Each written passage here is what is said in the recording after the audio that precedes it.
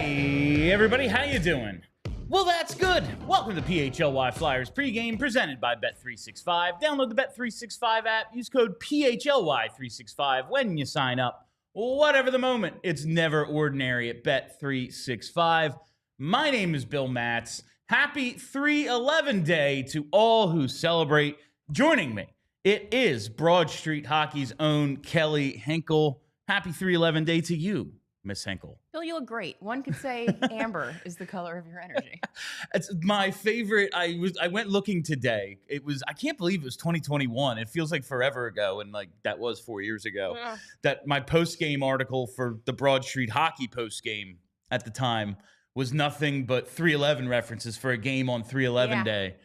And my the line I was most proud of was orange is the color of no energy. I suppose they weren't great that night. Beautiful. But the article's missing from BroadStreetHockey.com. That's why I wanted you here so I could talk to tech support directly. I was told the internet never got erased. And yet here we are. We've had so many switchovers with the podcast and the website that things just get lost. I blame on a multinational corporation. I also blame the multinational corporation. But here we are. It is Flyers Senators. Claude Giroux back in Philly for the fourth time since he was traded to Florida, which seems like so long ago. And now, of course, a member, those bastard Ottawa Senators. You actually hit me up. I think it was on Blue Sky the other day. It was just the, 21st anniversary of the Brawl. Yes. That game is so old it can drink now. That's really something. When I saw how long ago it was, I was like, that can't be right. That's not true. That can't be right. I was like, no, but I was... Oh, yeah, that was like 21 years ago. Yeah. So here we are tonight. Flyers sends none of those players remaining in the league, of course. And teams in really odd spots. Flyers, back then never missed the playoffs. They're well on their way to doing so again this year. And Ottawa about to make it for the first time since 2016-17. They're clinging to a wild card spot right now. Obviously, the Atlantic kind of in flux. We'll see how it all shakes out. But right now, they're in a playoff spot. And I'm looking forward to at least seeing what this team has, seeing Brady Tkachuk, seeing Claude Giroux. That'll be fun. Some of the guys who played in the Four Nations and I thought represented themselves pretty well. Sens had some good players. But here we are, the Flyers tonight. And we have some lineup announcements, starting with it's going to be Emil Andrae in and Egor Zamula out. The move everyone has been dying for. Our Charlie, long national nightmare is over. Yeah, we get Andre Risto back together again. Cam York finds his way back into the lineup, as does Emil Andrae. And now we will finally see if a lineup can survive with York, Drysdale, and Andrae all in it. Oh, dear. Now, against Brady Tkachuk forechecking, who knows? Someone might get hospitalized. To be fair, Brady Tkachuk forechecking is going to knock Risto down a couple of times. Yeah, probably. But it was just, that was interesting to see. And Charlie points out, they want to get Andrae into a lot of games. He's presumably going to be up for the rest of the season. Excuse me. It's not so much about taking Zamula out as it is getting Andrae in. Sure, okay. I know that they're higher on Egor Zamula than you or I. Yeah. But in terms of development, I don't know if he's cooked. How much more are we gonna get out of Egor Zamula? No. What other level to his game is there? He was taken out of the oven last season. He's done. This is what he is. Maybe he can get incrementally better the way, Travis Konecny got a little bit better as his career went on. But I don't really think we have anything to learn about Egor Zamula. And I don't think we're going to find any kind of huge advancement in his skill set. This is what he is. He's going to be 25 in, under 3 weeks. Egor Zamula is 66 games last year. He has this will be his 140th NHL game. So it's not as if he's got, 400 games of experience or anything, but a 25-year-old undrafted guy, you kind of are what you are at a certain point. And it does make sense to prioritize at this point Emil Andrae. Good to know that they know that, though. Yeah, it is. Yeah. It is good to see that they get him in there.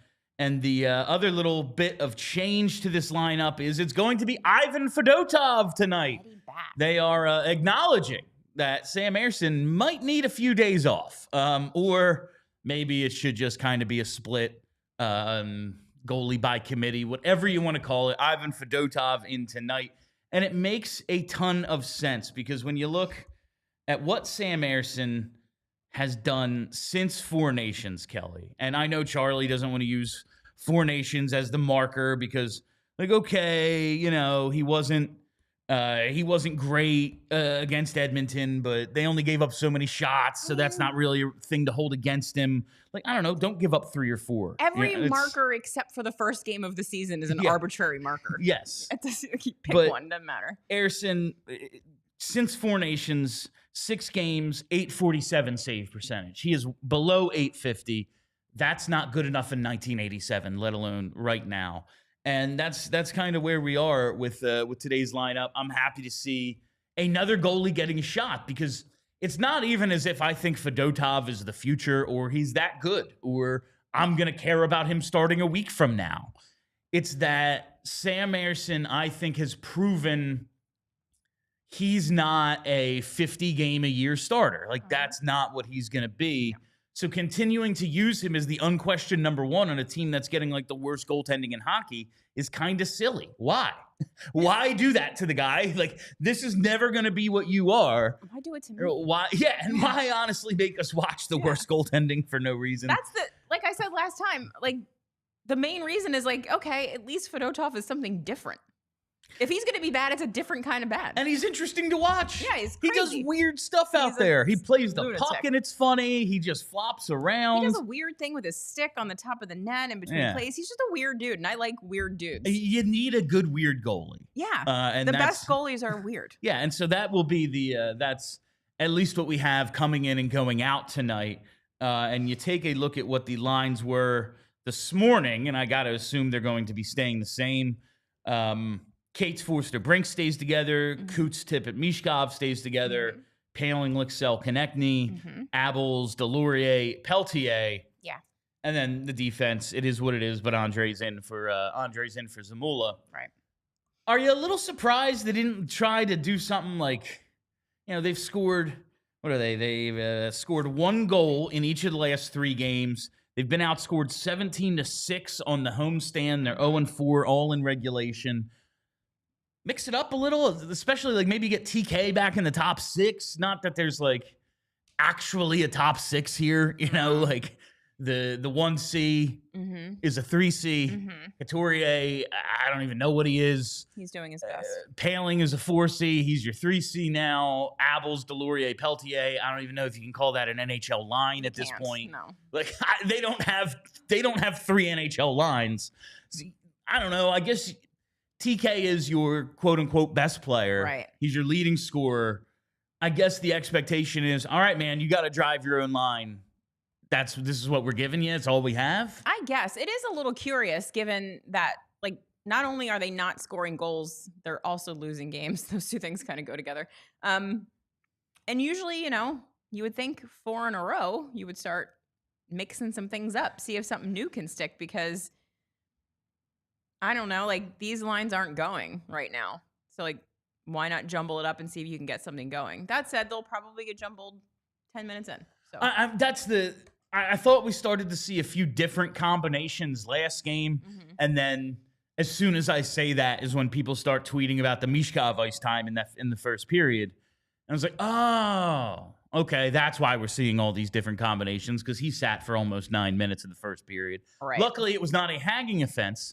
And he came back in because they can't possibly do that. Like, you can't possibly sit Mish for basically a whole game when this is what you're putting out there. Like, especially at home, you're not giving the customers, like, anything close to an NHL product at that point. John Tortorella yelling from the Farg right now, challenge accepted. Yes, exactly. But I will do that. I really hope that's not that is not the case tonight. But speaking of Travis Konecny, Kelly, today, of course, TK's 28th birthday. I always do a thing each year now that I'm in charge of the Twitter. Yeah. I schedule 2 happy birthdays. TK on 311 day and Ghost on 420. I love that They for you. they come out every year, and it is once You're again amazing. TK's birthday. I thought he turned 29, but only 28. Like, oh, okay, that's cool. A practical child. Yeah, he is in quite a slump right now, Hanks. 2 goals. He does have 17 assists in this time, but 2 goals in his last 24 games. No goals in his last 8, only 3. This has been the real slump. The last 8 or so games, he only has 3 assists. Yeah. He did have leading into this, in this whole time, a 9-game scoring slump as well. One of the goals was an empty netter. He does have 64 points in 65 games this year. He's well below that 100-point pace he was on, but a 2-point night tonight, and it's like, oh yeah, he's gonna have 84 points. That's pretty damn good season. 64 points is already the second most of his career with 17 games left. He had 68 last year. Are you expecting TK to? I don't even know if it's possible to get hot on this team at this point because how? Right. But are you expecting him to kind of return to, let's say in the last 17, he scores 5-6 goals and ends the year with 80-some points? Are you expecting him to get back to that pace or continue to kind of fall behind the point of game that he was on for quite a bit of this season? I mean, at this point, I think it would be surprising for him to be able to pick it up just because, like you said, the whole team is going to have to turn it around for anything to look better. I don't know if he's capable of doing it on his own, especially playing on that line. I'm sure he's going to try. Birthday goal? Well, maybe we'll get there in just a second, Hinkle. No, I think it's... Spoiler. I just feel up against Claude Giroux, birthday, tonight could very well be the night. Now, maybe he... whatever he's dealing with, I think he's dealing with something, whatever it might be. There's some sort of issue, I believe. There's got to be something that's preventing him from just putting the puck in the net, because regardless of what you think about TK, he has put the puck in the net consistently over the last 3 years, and suddenly it just went away. There's a reason for it. When you look at the shots per game, they're quite a bit down from where they were earlier this year. I just think it all adds up to there's something the matter with him, but I think you're right. I think I want to reunite TK, Coots, and Michkov. I think that's the solution for me at this point. You're able to maybe distribute a little bit more talent. Yeah. Move some guys around, try some different combinations. I like the Brink line. It's been good. The Brink, the Cates Brink Forster. But they've cooled off too. Yeah. So, I think it's time to just try some new stuff. You're clearly out of the playoffs. John Tortorella. I watched Danny Briere's, trade deadline press conference when he was we hoped to make it this year, but maybe next year. The GM is openly admitting you ain't going to the playoffs. No. We all know what's happening here. You sold at the deadline. You look at the lineup and go, 5 guys who are 4th liners at best. Okay. I don't see a reason not to just try some new stuff at this point.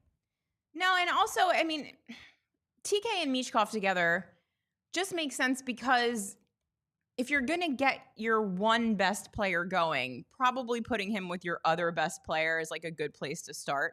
And if that doesn't work either, maybe we got a giant problem on our hands. But it's not going to hurt to try anything. Like you said, the team's not making the playoffs.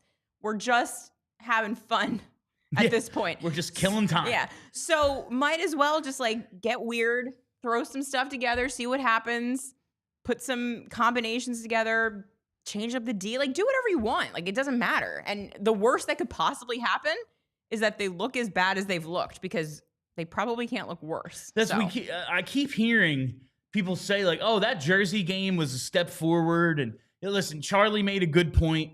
They played a similar way recently when they were able to beat the Devils. There's that game where they hold them to 15 shots.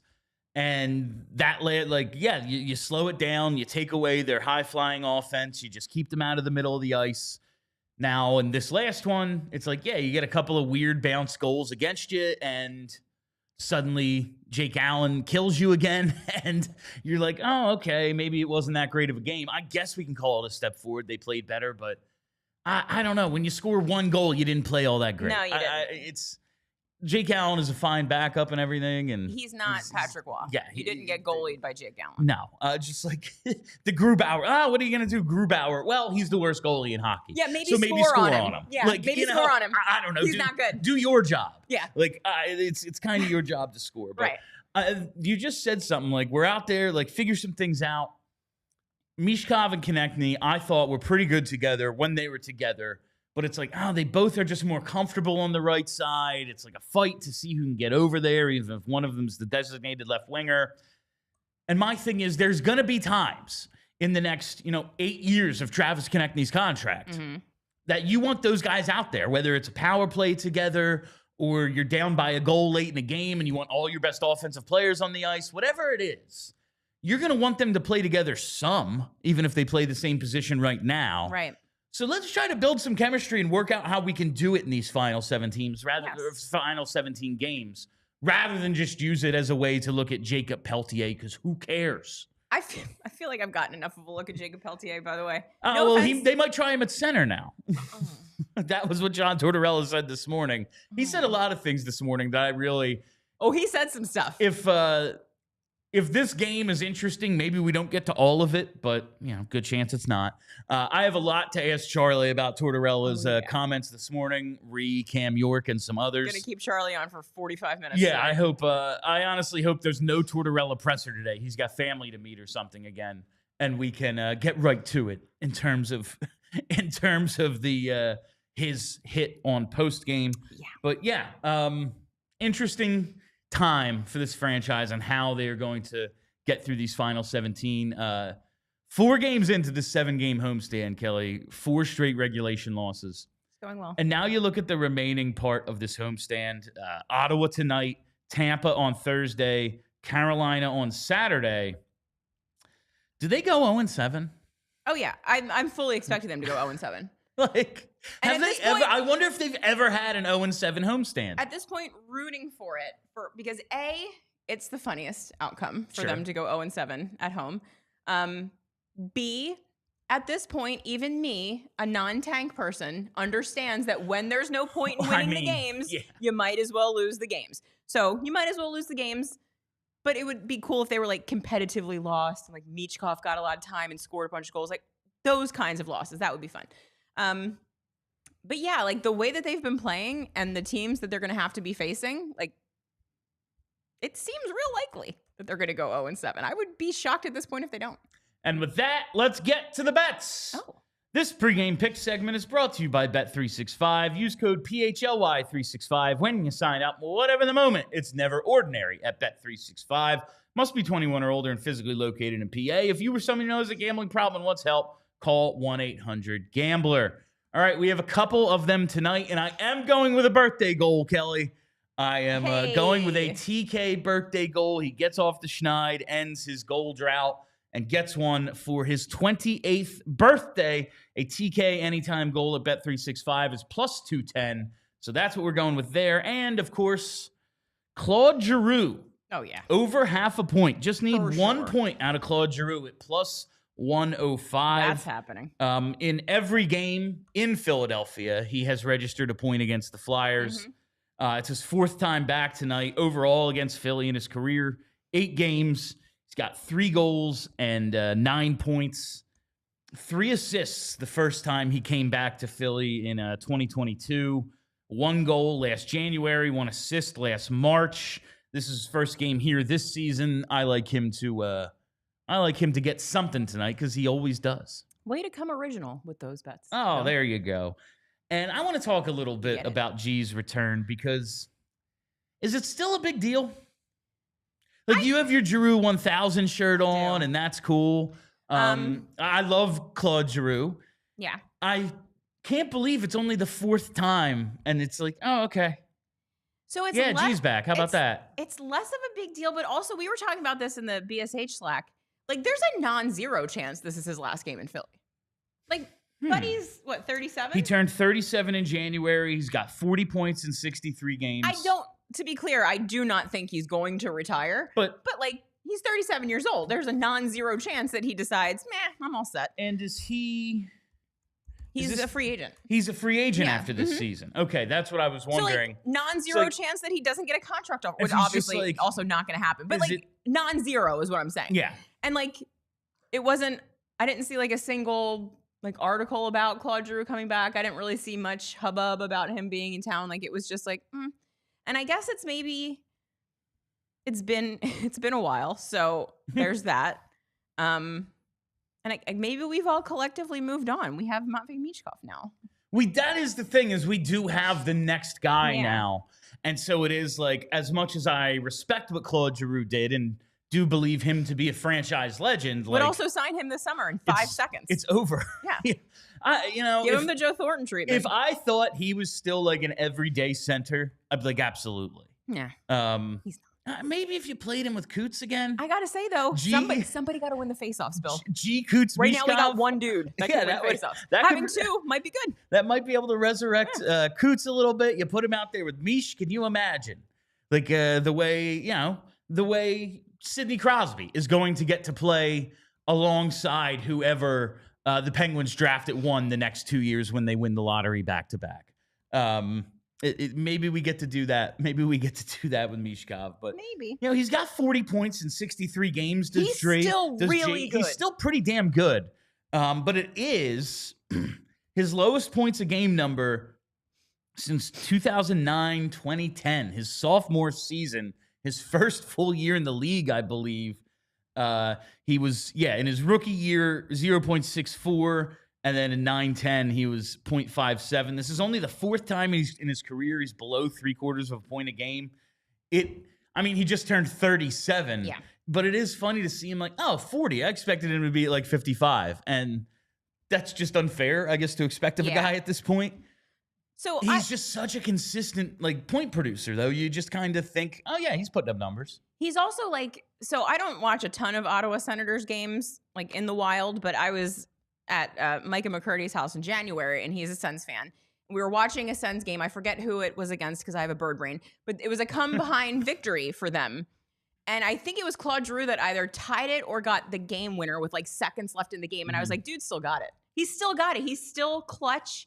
He's still crazy good. He's still got the moves. He's going to be good. He's going to be Joe Thornton. He's going to be useful in the NHL well into his 40s, I think. And you know what? I was just wondering. I wonder how much they're actually using him. Are they sheltering his minutes at all? He played over 20 minutes a night last season, and he's at almost 19 this year. Yeah. They seem to use him, like you said. You use him to win faceoffs. You use him on the power play. He's still quite a productive player. Mm-hmm. Do you think there's any chance they try to bring him back this summer? To the Flyers? Yeah. No, I don't think so. They shouldn't, right? I would, because it would be fun. Like you said, though, at this point, he is a winger. And at this point, we don't need any more of those, even good ones, really. Although, can't really have too many good if you ones. get Mikko Rantanen or something. If Mitch Marner wants to come here, sure. But otherwise. Did you hear that was a thing that there was a rumor about him getting traded for Rantanen? Anyway. I did see that, yeah.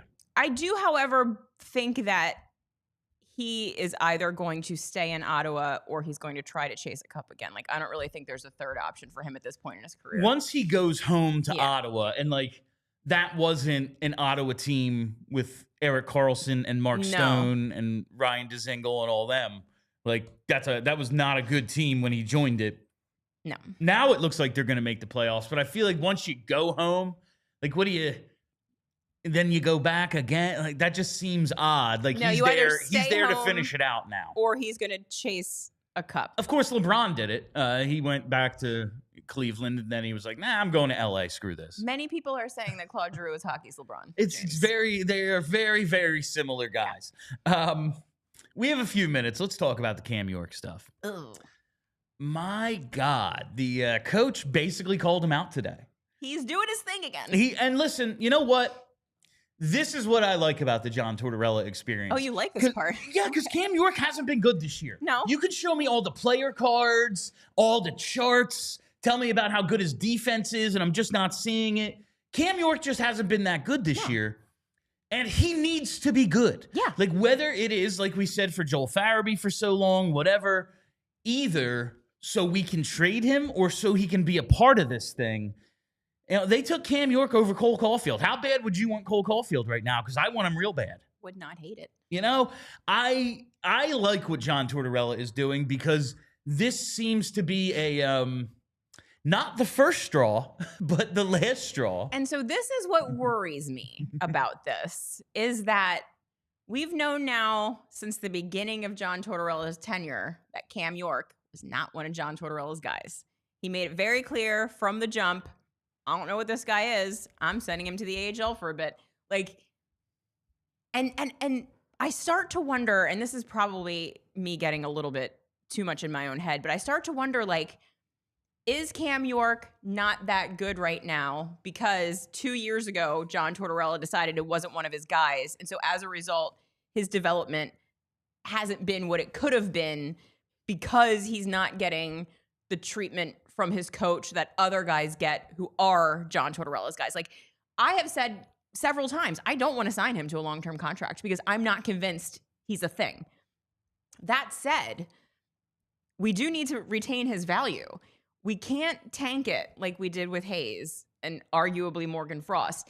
And Charlie tweeted something today about how he thinks that Torts wants York to do the Frost thing. Like, he wants him to confront him about what's happening. And like, Torts said that's today how that went before. And we see what happened. Like, I would prefer, if we're going to trade Cam York, that it's not for like Jacob Peltier and a 3rd round pick or whatever. Like, it needs to be more than that. I do. Wow. Like, we talked about this. When was it? Saturday? Like, when they scratched York. Yeah. Like, I don't want this to become a regular thing, but Torts acknowledged today, like, when he sent him to the AHL, he was doing it to pick a fight.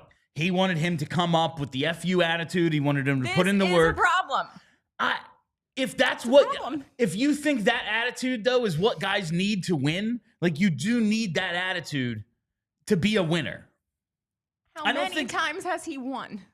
I think, based on the teams he's had. We're going to get into a whole thing now. Like, we've got 3 minutes left. But I'm just saying, like, at this point, I am fine with the idea that you are saying Cam York needs to sit because he's not been playing well and he needs to be better. I'm fine with that. Cam York needs to sit because I don't like his face and I don't think he's good. Like, and this is like, that is not enough. Like, I'm tired of that nonsense. York has played 50 games this year. He's played at least 19 minutes in 46 of them. Well, John Tortorella has given him plenty of opportunity. He plays in all situations. Like, he can't play on the power play because he's not that good at it. Right. I don't know what else Torts can do. That said, like, I don't want it to be a Frost-Farabee situation, but that to me is more on Danny. Like, you needed to make that evaluation quicker, and if you trade those guys in the offseason, you get more for them. Like, and Charlie said the other day, I think Frost for a second, that's about right, especially before the deadline. And then, you know, Farabee, that was a cap dump. I don't need that to happen. That's why the evaluations need to be made much quicker than they were with those two players specifically. I don't blame that on Torts so much as I do Danny just being like, well, maybe there'll be something. And also, we don't have anyone else. Yeah. That said, like, if he sits 5 more times this year, Cam York, that is a problem. I don't know. I don't like what I'm seeing because we've seen it already before. And I just don't know. It's tough because, like, you don't know, like, maybe in 5 years we'll know the answer to this question. We don't know what Morgan Frost would have turned into if the coach didn't hate him from the second that he got here. And if the same situation with Cam York is true, that John Tortorella has just hated him since he got here. And it seems very clear to me that John Tortorella does not change his mind about dudes very often. I just wonder, like, how much can these guys flourish if every day they go to the rink, they're like, the coach fucking hates me. If I mess up, yes. If I mess up at all, it's gonna be a problem. Like, I just feel like, I don't know. They could always just play better. Well, all right, yeah. I believe we have one super chat. Yeah, just one from Prince Punk here. Says, I missed the post game last time, so here. Thank you very much. Thank you very perfect reason for much. All right, and now let's get to the game. This has been PHLY Flyers pregame presented by Bet365. Download the Bet365 app. Use code PHLY365 when you sign up. Whatever the moment, it's never ordinary at Bet365. That's it for us. Make sure you subscribe right here on the YouTube. Tune in for post-game as soon as this thing goes final. Charlie will be joining us from the Wells Fargo Center to give his takes on the game. Follow us on Twitter at PHLY_Flyers. It's where I do all my in-game tweeting. And why not follow the podcast as well? Just search PHLY Flyers. All right, that's it. I'm Bill Matz. That's Kelly Hinkle. Until post-game, let's go Flyers. We all silly like the mayor.